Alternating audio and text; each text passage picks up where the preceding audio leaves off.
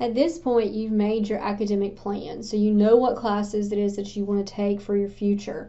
Now you need to contact your advisor, and then finally part 3 is registering for classes. So to find your academic advisor, when you're on your homepage of Carteret Compass, click Student Planning, and then go to step 2 that says Go to Plan and Schedule.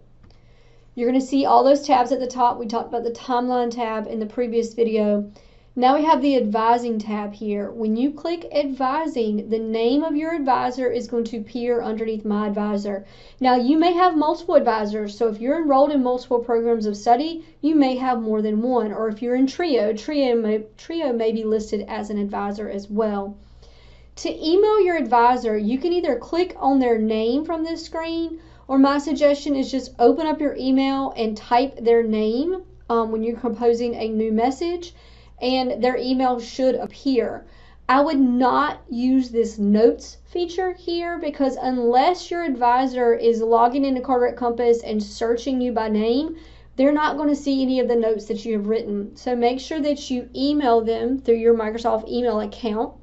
Now, when you are ready for your advisor to approve those classes, after you send them an email, you're going to hit Request Review right here. It's going to be a button in the top right-hand corner.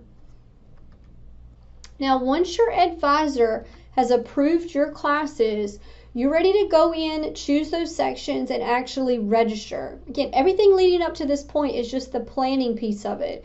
So once you're ready to register for that next semester, you're going to go back to that button that says Go to Plan and Schedule after you hit Student Planning. You're going to see the first tab here says Schedule. Now, when you click the Schedule tab, it's going to open up your current semester. So if you want to register for the next semester, you're going to arrow over to the right-hand side, and that's going to bring you to the next semester.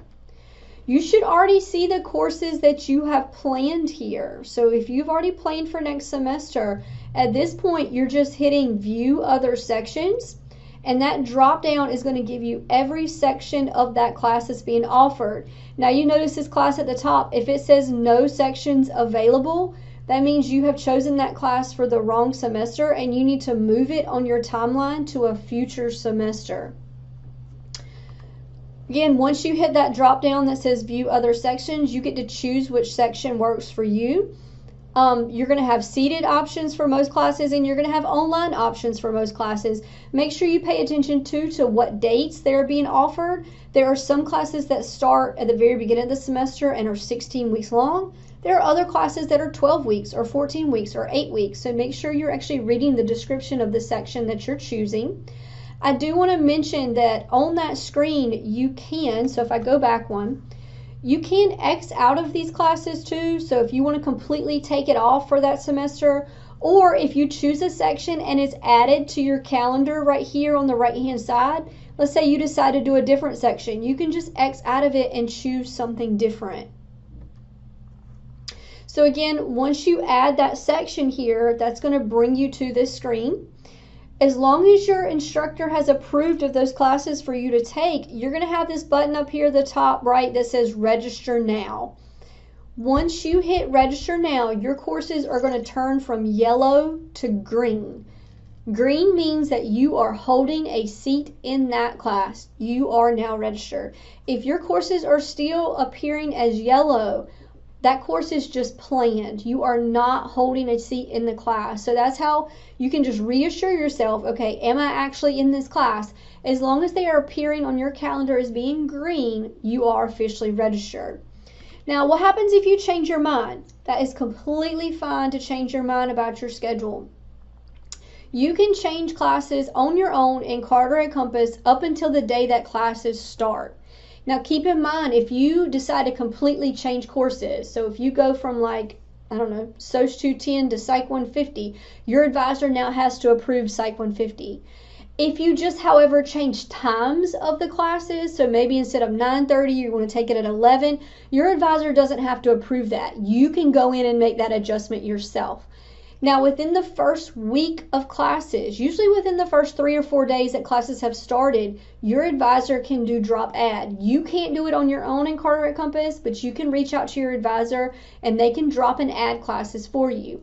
After those first couple of days of the semester, you do have to use a drop form to drop classes. So you want to make sure that you reach out to your academic advisor, get a copy of a drop form, and they can assist you with dropping classes.